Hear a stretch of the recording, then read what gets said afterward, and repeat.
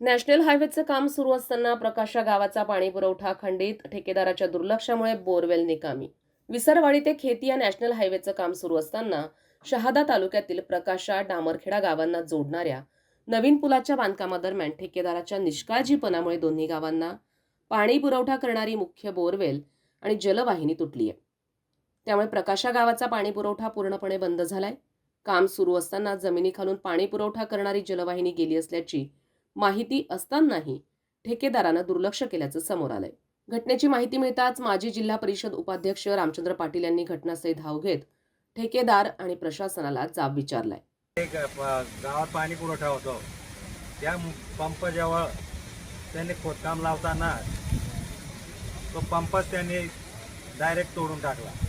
त्याच्यामुळे गावात पाणी पुरवठा होऊ शकत नाही.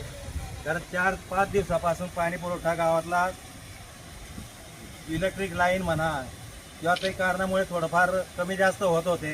जसं आज 2 दिवसात पाणी क्लिअर झालं, परंतु त्यांनी अगदी जवळच बोरच्या जवळच त्यांनी खोदून टाकलं.